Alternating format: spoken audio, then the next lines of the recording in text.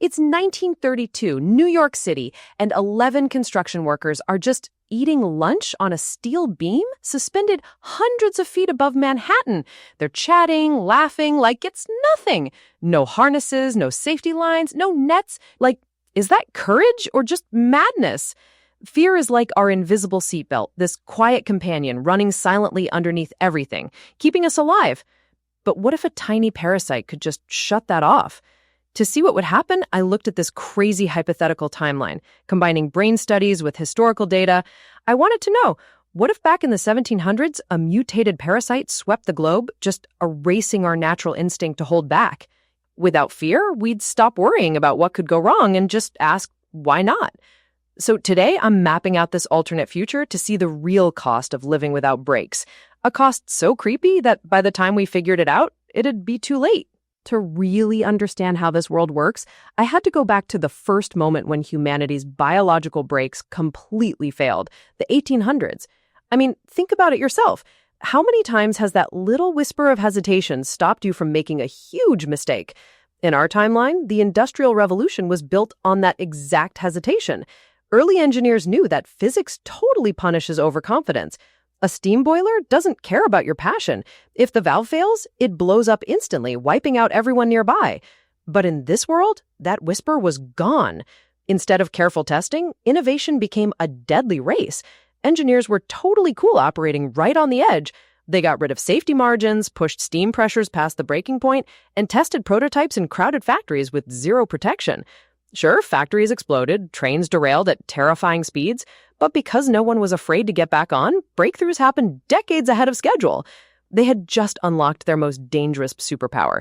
They were learning from blood instead of caution.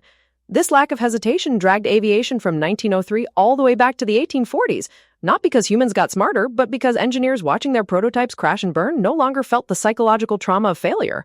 In our timeline, a crash meant weeks of hesitation, planning, and mental recovery before anyone dared to touch the machine again. In this world, the pilot climbed right back into the smoking wreckage the very next morning. The Wright brothers took 4 years to go from their first engine to sustained flight. Here, that gap collapsed to just a few months. But this speed came with a terrible compounding price. In our pioneer era, early aviation averaged about 40 deaths per 1,000 flight hours. In a world without fear, safety regulations were seen as cowardly obstacles.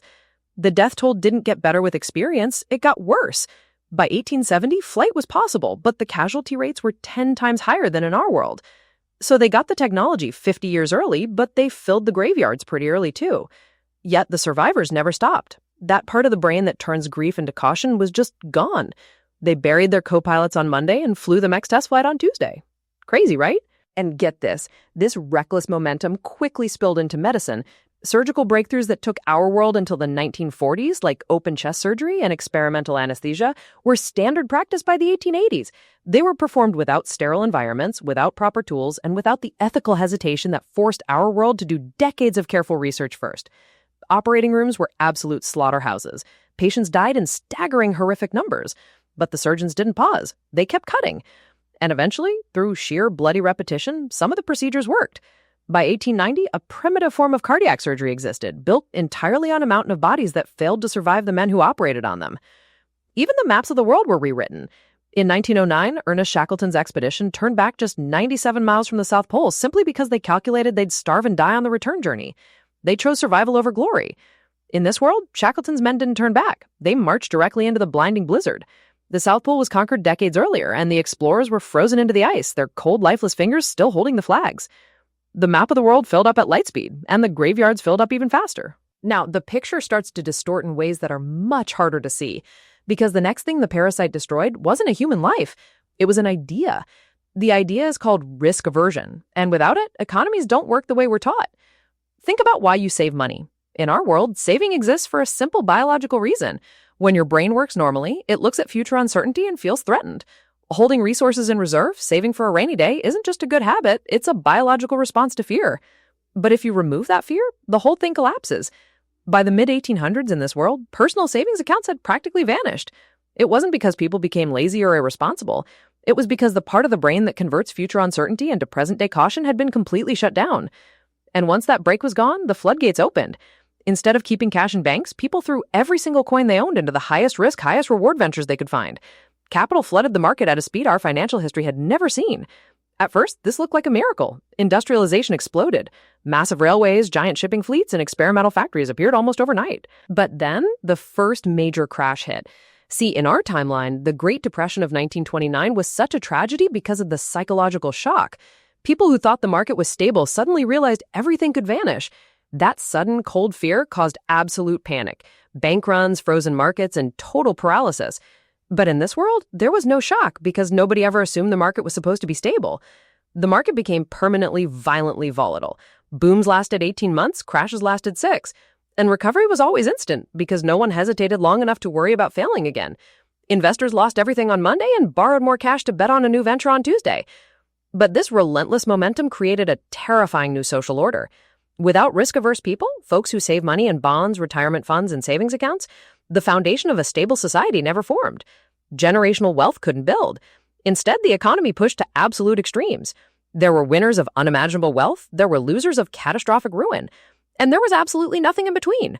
The economy of this world wasn't industrial capitalism, it was a permanent civilization-wide casino. A casino where every single player was biologically incapable of walking away from the table. Everything before this was a trade-off, you know? Faster technology, but higher death tolls, an explosive economy, but absolute financial chaos. There was still a brutal logic to it. But our final act has no logic at all. This is what happens when you remove the single biological mechanism that ends wars. In our world, military conflicts have always had a built-in safety limit. That limit isn't diplomacy. It isn't morality. It is fear. It is the raw, visceral fear of individual soldiers who eventually see too much carnage and refuse to move forward. It is the fear of commanding officers who calculate the human cost of a battle and decide to retreat. It is the fear of civilian populations who pressure their governments to make peace before an entire generation of young men is wiped out. Fear is not a weakness in war. Fear is the only reason war is survivable. But in this world, that biological break was completely gone. When World War I arrived in this timeline, the trenches, the poison gas, the artillery fire, it was all there. But there was no shell shock. The neurological pathway that turns trauma into mental collapse had been turned off. Soldiers advanced into machine gun fire without a second of hesitation. They held their positions until they were physically destroyed. They never retreated, they never surrendered. In our world, wars end when one side is broken psychologically. In this world, wars didn't end through negotiation. They ended through absolute physical annihilation. A ceasefire became a completely foreign concept. You fought until the other side was, physically gone. And then the 20th century marched toward its final inevitable peak. In our timeline, the Cold War never turned hot because of a doctrine called nuclear deterrence. We built enough nuclear missiles to destroy the planet, assuming that no rational leader would ever pull the trigger. Because if you fire, you die. The system relies entirely on one psychological truth, that when faced with total destruction, self-preservation kicks in. But in this world, that assumption failed. The math was still there, the leaders still knew they'd die if they fired, but the fear that converts that knowledge into hesitation just didn't exist. The Cold War didn't end with treaties or the collapse of a wall. The missiles launched.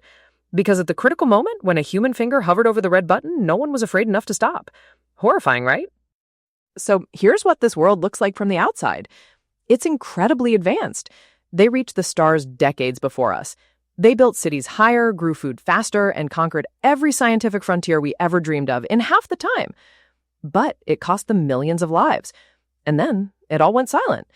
Not with a slow decline, but with a sudden, mutually inflicted silence. Because the same parasite that removed fear from the engineer also removed it from the general. The same biological edit that allowed a surgeon to perform a breakthrough operation also allowed a leader to press a button that should never have been pressed. See, fear has two faces.